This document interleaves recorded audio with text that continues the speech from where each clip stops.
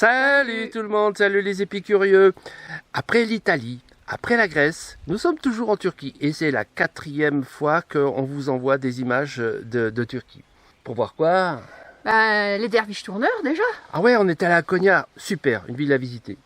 La Cappadoce. La Cappadoce, alors là, c'est sur le plateau anatolien, des volcans, des paysages fantastiques, des rencontres exceptionnelles. C'est ce qu'on va vous raconter aujourd'hui. Un épisode qui va être explosif et effusif. Ah, plein d'émotions, les fusions dans les volcans.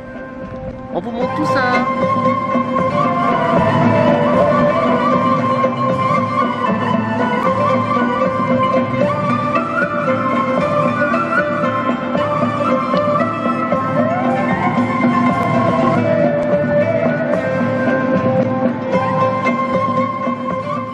Et si vous ne l'êtes pas, n'oubliez pas de vous abonner. On attaque l'intérieur de la Turquie là et on monte beaucoup puisqu'en fait on va vers le plateau anatolien.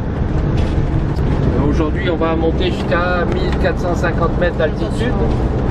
On va peut-être retrouver un peu de fraîcheur. Là sur la route de Konya hier il faisait 7 degrés la nuit. Et là on sort de 26-30 degrés. La route zigzag à travers la montagne. Donc,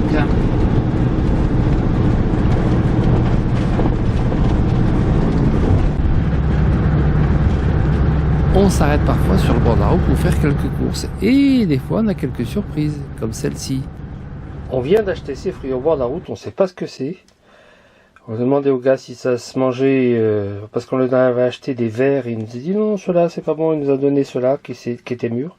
S'il faut les éplucher, apparemment ça se mange comme ça, on les couvre, on les ouvre en deux, on épluche la peau et on se régale.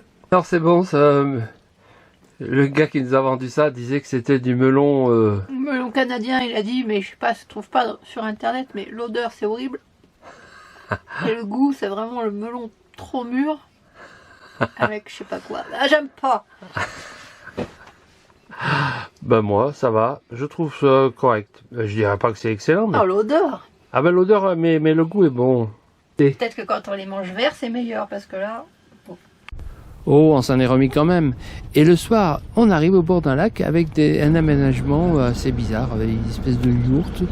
Mais on y est bien et on y est tout seul. Il y a plein d'oiseaux. Très joli. On passe une bonne soirée. Et on peut profiter d'un très beau coucher de soleil sur la montagne enneigée. Après avoir traversé une grande partie du plateau qui remonte, le plateau anatolien qui remonte jusqu'à Konya, eh ben on arrive ici au centre-ville et on cherche en fait le centre culturel parce qu'on voudrait bien avoir des places pour aller au spectacle ce soir de... Non, le centre culturel on l'a trouvé, mais on ne sait pas si c'est vraiment au centre culturel ou ailleurs. Ouais, il est fermé en fait. Hein. Bien du coup, tout en cherchant à trouver les billets pour la soirée que l'on veut pas rater, on se promène dans la ville et notamment dans ce grand bazar de Konya. Dans le bazar de Konya, ça sent beaucoup d'odeurs différentes. Il y a du monde et il y a du bruit. Puis il y a des machines originales comme celle-là qui fabrique des pois chiches soufflés. Voilà, ça les fabrique en direct. Il y a quelqu'un qui nous a dit qu'il fallait qu'on vienne là pour voir le plan. Ceci dit, c'est pas le plan qu'on cherche. Ce qu'on remarque ici déjà au départ, c'est que il y a quand même une grande différence par rapport à tout ce qu'on était, c'est que les femmes sont très voilées. On a vu quelques-unes qui étaient sans voile, mais c'est très rare. Ça nous change beaucoup. On en profite donc pour se balader à travers la ville, l'ancienne ville, pour voir quelques très beaux bâtiments, musées, et notamment le tombeau de Mevlana Tekezi, le fondateur des derviches tourneurs. Ah, on arrive dans la salle de spectacle des derviches tourneurs. C'est une immense salle, on est garé à côté, c'est un coin de parc, on est juste à côté, on va dormir, on est à 50 mètres de là. Et c'est pas cher le spectacle. 30 livres par personne, c'est-à-dire 2 euros. Allez, on va voir ce que ça donne.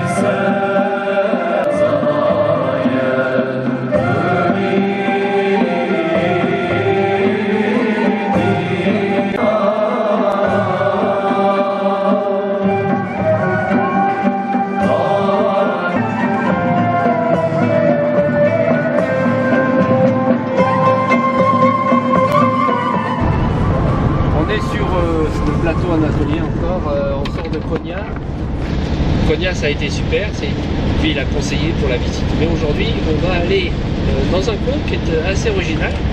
On imagine que c'est bien, on va voir ça ensemble. C'est un volcan avec de l'eau tout autour. Ça paraît très désertique, mais nous on aime bien. On arrive dans ce coin absolument incroyable. Évidemment, on rencontre notre chien qu'on doit donner à manger et à boire parce que il était quand même affamé et assoiffé. Et regardez ce coin un peu absolument sublime. C'est peut-être un des plus jolis coins qu'on ait rencontré en Turquie, tellement c'est sauvage et très très particulier. Là il y a trop de vent pour que je l'envoie en drone. On est entouré de volcans, c'est un paysage désertique. Et là le lac est salé. Il est en eau hein, régulièrement, mais c'est la saison où il commence à s'assécher et puis il va être complètement sec. Vous savez comment il s'appelle ce volcan? Le Meke Tilzali, un truc de genre. Mais nous, vous savez comment on l'appelait? On l'appelait le volcan Téton. On se demande pourquoi.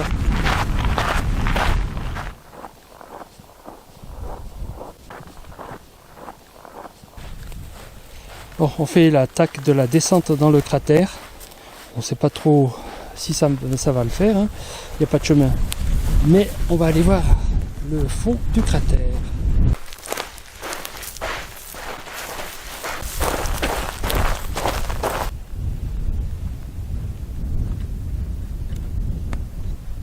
Et là, vous allez assister à Elodie qui s'enfonce dans la vase salée. Tu nous dis au revoir, gros bisous, ciao ciao.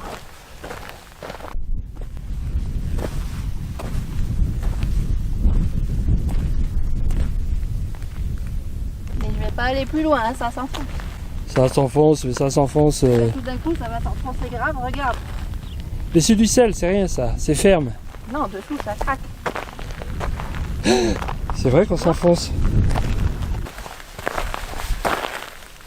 Regarde ce que c'est. Du sel. Des gros cristaux. Mais ça fait pas vraiment comme des cristaux de sel en fait, ça fait plus du... Bah si, c'est du sel que tu Oui, que ce c'est soit. du sel, mais ça fait pas comme des fois... Bah, il y a le goût de mouton en plus. C'est bon alors. Donc gardez le sel pour mettre dans les brochettes. Alors, tu sens quoi? Bah, je trouve que ça sent l'œuf pourri, donc le soufre, à moins que ça sente la base, mais moi je trouve que ça sent le soufre. Ah oui, bah c'est normal. On est dans un volcan, dans le cratère. Et là, il y a peut-être des émanations parce qu'effectivement, il y a des fentes de partout. Et en dehors de fentes de retrait dû à la sécheresse, ça sent. Ça sent réellement. Les vulcanologues en herbe. En plus, il va pleuvoir, ça va se remplir d'eau, on va se faire submerger. On se casse. Bah ça y est, cette fois il pleut. Obligé de protéger l'appareil. On se dépêche de rentrer parce que ça commence à dépêcher d'y aller parce qu'il y en a qui en sont morts ici. Hein. Ouais. C'est pas la vallée de la mort, mais pas loin. Hein. Voilà. Regarde, ça c'est le bassin et là il y a un morceau de crâne, je pense. Je sais pas, je pense que c'est pas un crâne. Au début j'ai cru que c'était un crâne.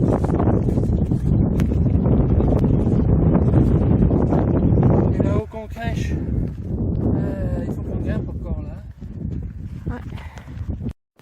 Pendant notre absence, un gros camping-car s'est installé derrière nous. Il y a Toutou qui arrive là-bas, il nous a vu d'en haut. Il est là. Ben, on est arrivé à notre spot et le chien qui vient de nous rejoindre, regarde là, il lâche plus Elodie. Oh là là, c'est le grand amour, regarde ça. Qu'est-ce que tu veux que je fasse là? Je te porte? Il se laisse complètement aller. Voilà. Allez, lâche-le, il va tomber. Et Doudou. Il est tout mou. Et alors, laisse-nous arriver au camion. On a encore une petite trotte. Allez, viens. Allez. Allez. Ça, il manque d'amour ce chien. Faut dire qu'il vit tout seul ici au milieu du volcan. Et nous, on est là-haut. Il y a des voisins qui sont installés à côté de nous. Allez, on monte. Allez, en route. Allez. Faut que tu marches un peu, chien. Non, mais tu la laisses marcher maintenant, hein. On arrive près de nos voisins qui sont en fait des Suisses et qui reviennent d'Afrique du Sud. Et depuis un an, ils sont en voyage. À ce moment, un journaliste qui passait par là nous a interviewés. Et nous avons connu la gloire en passant dans les journaux locaux. Je vous mets le lien dans la description. Le lendemain soir, on s'installe dans un autre volcan et vers le soir, des Turcs s'installent et font un barbecue. Et ils ont la gentillesse de nous apporter 2 cuisses de poulet bien grillées. Super sympa. Après avoir visité quelques autres volcans dans le secteur, on prend la route vers le mont Hassan.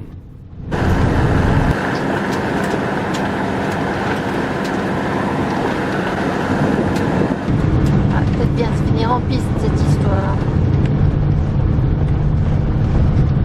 Moi, pour l'instant, c'est du goudron. Ouais, ça va. Tout va bien, c'est la bonne. Ouais, on monte sur le plateau, on voit tout le plateau en bas.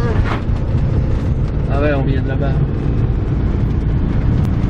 En fin de journée, on trouve une place au bord d'un lac et au pied de ce volcan, Hassan, où on en profite pour vous envoyer des images et préparer la suite du voyage. Et on passe une belle soirée. Sauf que juste à côté, il y a un restaurant qui fait beaucoup de bruit et des voisins qui mettent de la musique.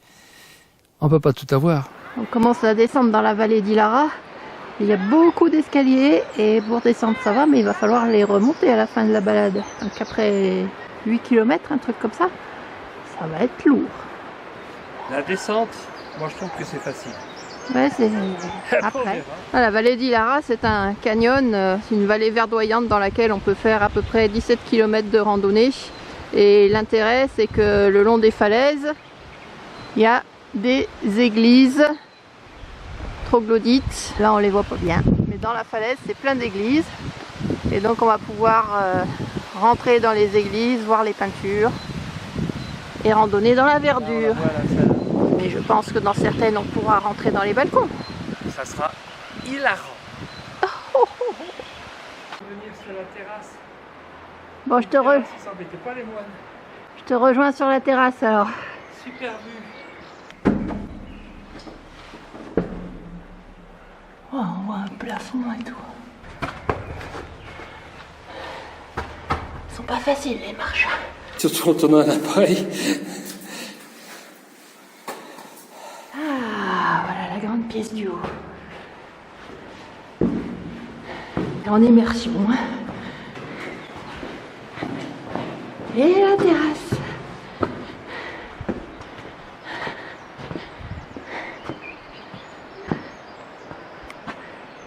Trop beau. Trop joli. Coucou. Dis coucou monsieur. Coucou le monsieur. Oui, mais des fois on rigole un peu moins. En termes de sécurité, c'est pas génial, hein. C'est penché. Non mais vas-y, franchement.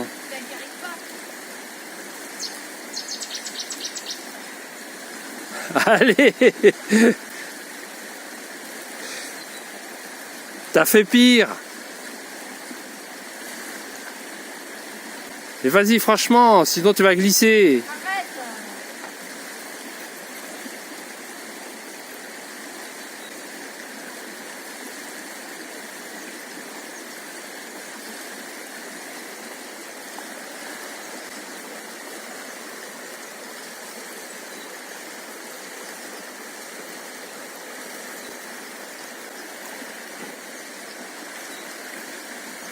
Tu vois, t'es capable?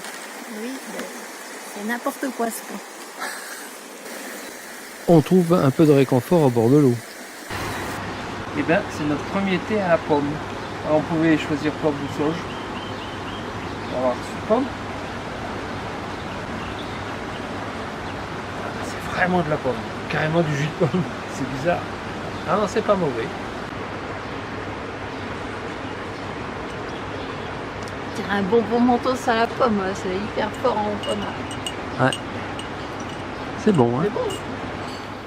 À la sortie du canyon, on visite le village troglodyte de Selimé. Très touristique, mais très intéressant à voir. Et juste un peu plus bas, on trouve une rivière où on peut passer la nuit au bord de l'eau, sans problème. Le lendemain, c'est jour de farniente au bord d'un lac de cratère, tranquille, seul au monde.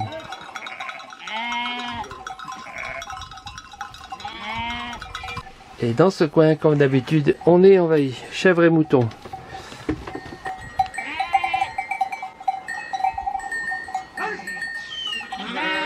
Bon, joli coin, hein. Il y a le berger qui nous fait des coucous. Bon, et la mobilette du berger, elle est là. Et les moutons, c'est pas ce qui manque en Turquie, parfois même sur la route. On roule maintenant vers le projet du jour. Et sous ce paysage volcanique, il y a des villes souterraines. Et c'est ce qu'on va voir aujourd'hui. Et voilà, on arrive sur la cité souterraine. Il n'y a personne, c'est pour ça qu'on est venu de bonne heure. Alors il fait un petit peu frais, ça sent l'humidité d'ailleurs. On s'est un peu habillé pour entrer dans cette ville souterraine. Et voilà l'entrée. Bon, on vient de te faire alpaguer par un gars qui veut à tout prix nous vendre de la visite guidée. Mais on va s'en passer. On va suivre les flèches rouges. Voilà, il y a des flèches rouges. Alors on s'enfonce. Regardez-moi ça. Il y a des tunnels de partout. Ah, heureusement c'est éclairé. Hein. En fait, c'est des villes souterraines qui servaient de refuge au moment où les premiers chrétiens étaient persécutés par les Romains. Et donc il y avait une ville souterraine en dessous de la ville normale, quoi.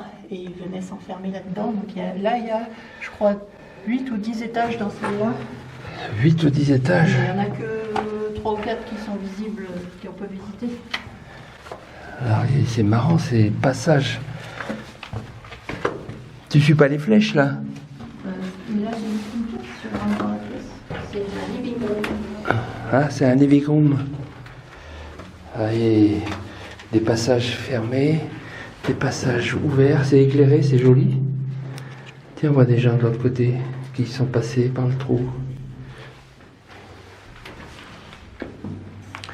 Une vraie termitière.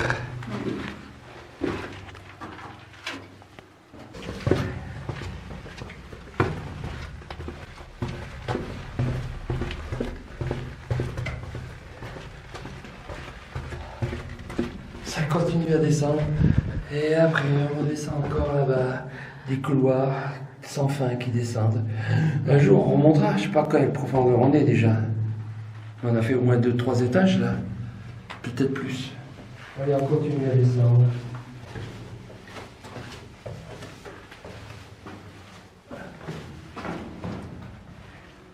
Il y a un tunnel là.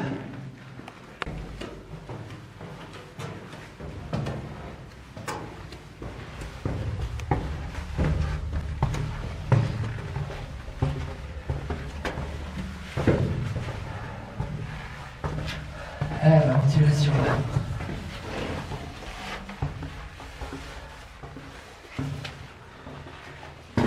La colonne de ventilation.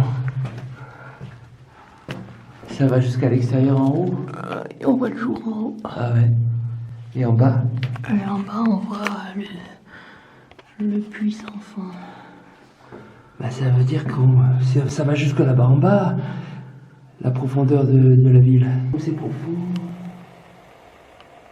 C'est la profondeur de la ville souterraine.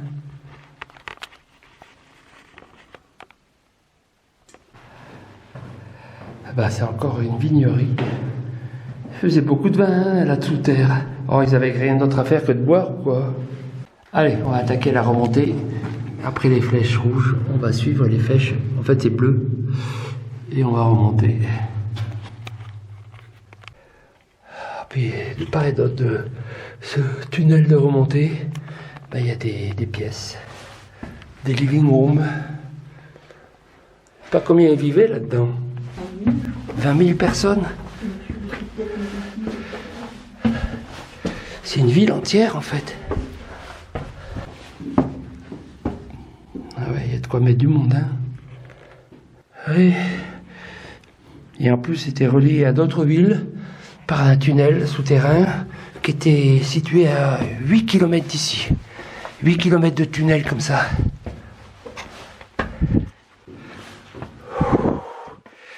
Ça grimpe.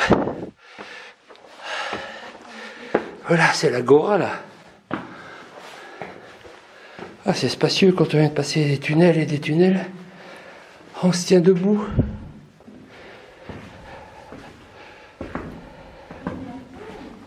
Impressionnant.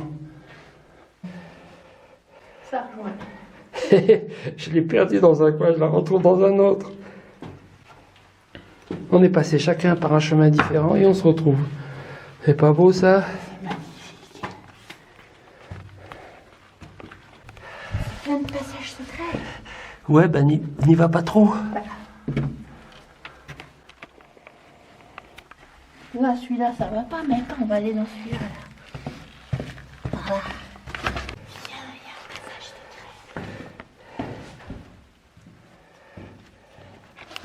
secret. On se perd.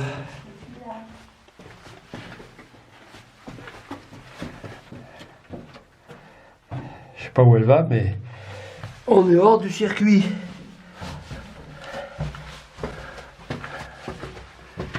Du moment que c'est éclairé, hein. Tu retrouveras le chemin?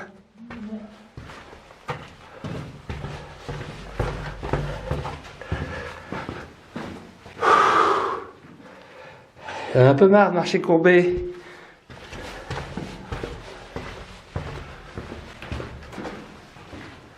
Ah, encore une grande meule de fermeture là.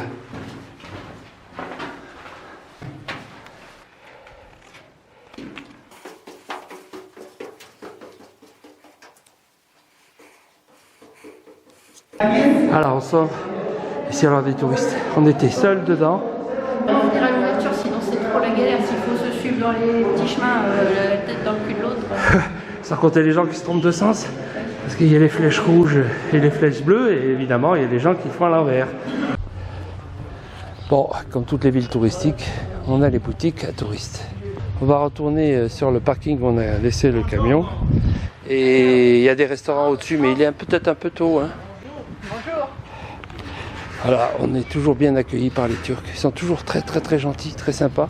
Ils ne parlent pas beaucoup anglais, sauf dans les zones touristiques. Mais ça, c'est un petit tavuk. Hein? Un petit tavuk, toi. Ça, c'est un petit clin d'œil au Sokola. Hein? Ça, c'est le cousin de tavuk. Bonjour, Sokola, Sophie et Nicolas. Et bonjour, tavuk. Mais il m'empêche de le filmer, tellement il me colle. Hein? Je ne peux pas plus marcher. Le camion est garé là. C'est un parking payant, mais à l'ombre. Et en été, c'est important. Après quelques kilomètres, on arrive enfin dans la vallée de Gorémé. La visite commence par un petit canyon. Il nous faut descendre dans celui-ci et on trouve un petit chemin et on va se balader en bas à la fraîche parce que il fait déjà assez chaud dans ce secteur. Et voilà, on est seul pour l'instant, mais ça va changer. Le soir arrivant, on se dirige vers les vallées roses et rouges sur un plateau où on est seul pour l'instant, mais on voit arriver quand même pas mal de gens pour assister au coucher de soleil. Et on va quand même passer la soirée ici en attendant le lendemain pour faire des randonnées dans ces fameuses vallées. La nuit a été courte puisque dès 4 heures du matin on entend des bruits bizarres et en ouvrant les fenêtres on est devant un spectacle absolument hallucinant.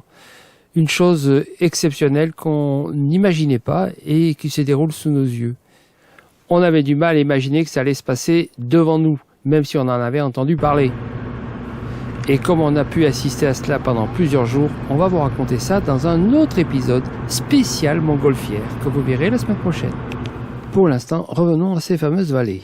Ouais, là, c'est la bonne heure pour les photos et pour la visite parce qu'il n'y a absolument personne.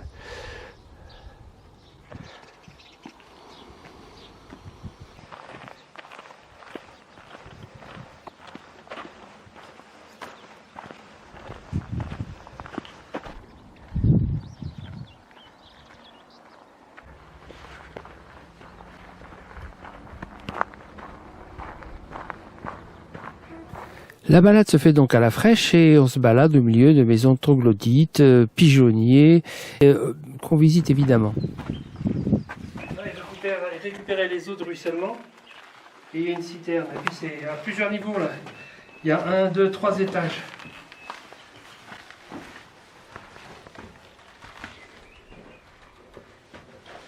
Ah ouais, et ça s'évacue là-bas ou c'est un trou après? C'est le trop-plein peut-être. Là c'est la cuisine, regarde. Et il y a même la fumée là.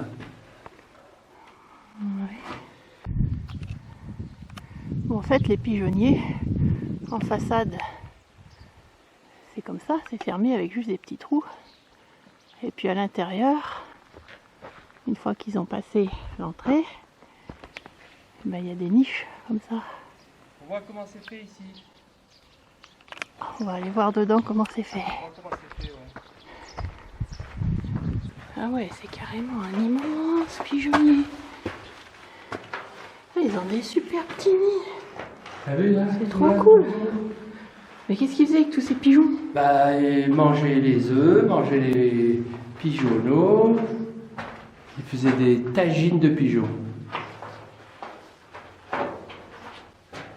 Ah ouais, alors là on voit qu'ils rentrent par là-bas en haut. Et après, ben, ils vont dans le nid qui leur convient.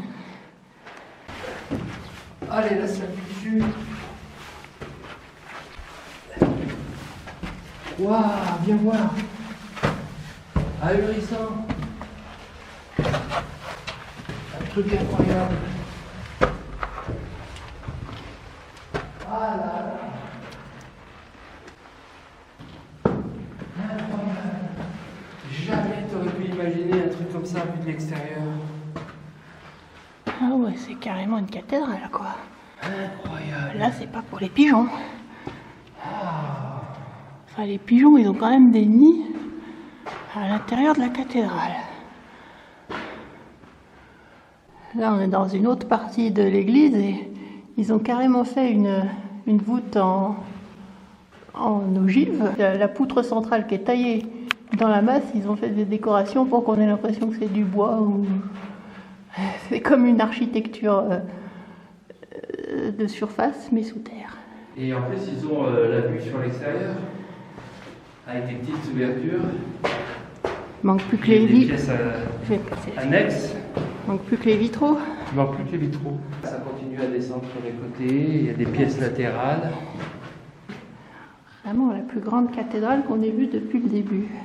Ce qui est fou, c'est que quand on passe dans le chemin, on ne voit absolument pas, on n'imagine même pas ce qu'on voit à l'intérieur. Si on ne rentre pas par le petit trou, on ne peut pas savoir qu'il y a ça. On voit un rocher.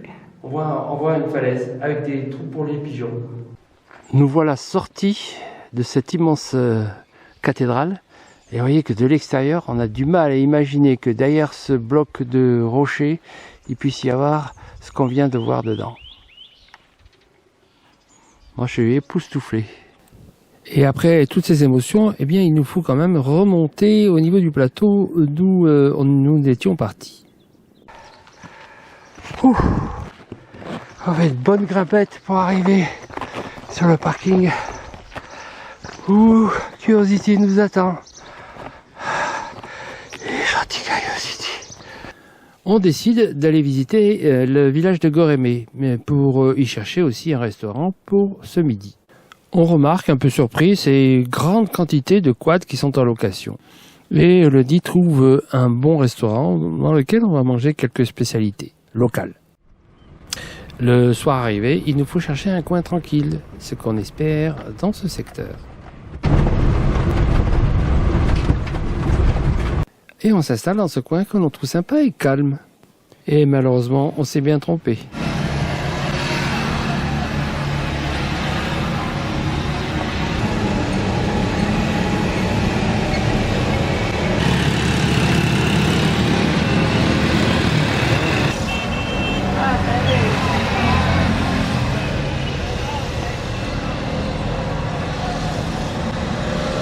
Super tranquille ce coin. On a bien fait de venir ici. Impressionnant. Je ne vous parle pas de la pollution, je ne vous parle pas du bruit, je ne vous parle pas de l'effet que ça peut avoir sur le site. Et c'est des groupes de 50 qui passent. Quand c'est des petits groupes, c'est des groupes de 16. Mais c'est en continu. Ça fait 2 ou 3 heures qu'on est là, et ben ça fait 2 ou 3 heures que ça continue. Et là, ça s'exagère avec la fin de journée. Et le bilan carbone de Goerem entre les montgolfières et les quads. Ouais, alors entre les 200 ou 300 montgolfières qu'on a vues ce matin, plus les quads, il doit y en avoir bien plus que d'habitants à Goerem. Et ça, tous les On jours. espère que ça vous a plu, le Konya, les Derviches-Tourneurs. La ville souterraine. Ouais, et puis la Cappadoce. Nous, on en sort fatigués, mais heureux. Ravi. Et cet épisode n'est pas fini, parce qu'on vous a réservé une petite surprise. On était aux premières loges pour voir les montgolfières. Et ben du coup, on va vous faire une séance réservée à ce sujet. À bientôt, bye bye. Ciao.